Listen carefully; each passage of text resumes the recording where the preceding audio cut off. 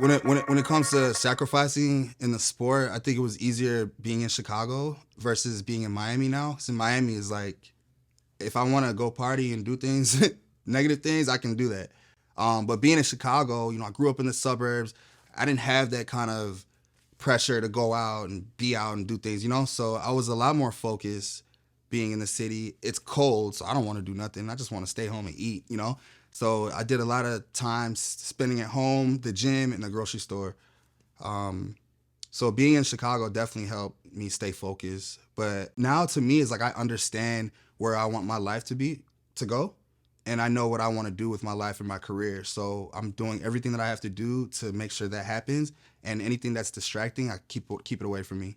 Growing up in Inglewood, just seeing a lot of crazy stuff, on the streets.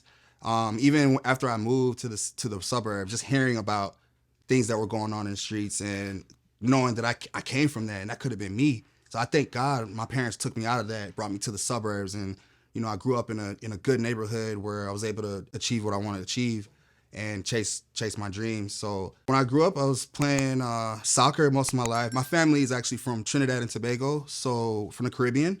So the main sport in the Caribbean was soccer. So I kind of grew up playing soccer. When I played soccer, my position was a left forward and middle forward. In high school, I ran track, played football, and I wrestled. And I think wrestling is where I was able to learn my work ethic just from the type of training, the type of conditioning that I had to do, put myself through.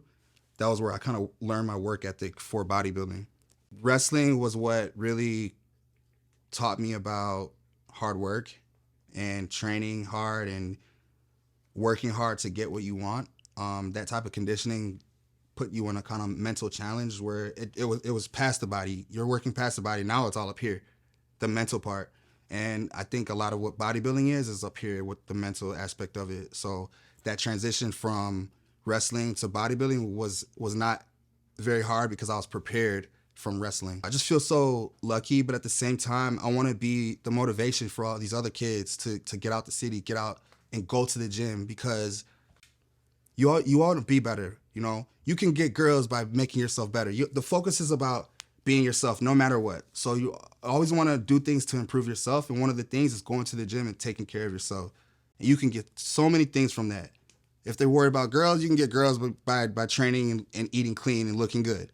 If you're worried about yourself, you're going to eat clean, train good. You're going to feel healthy inside and look even better outside.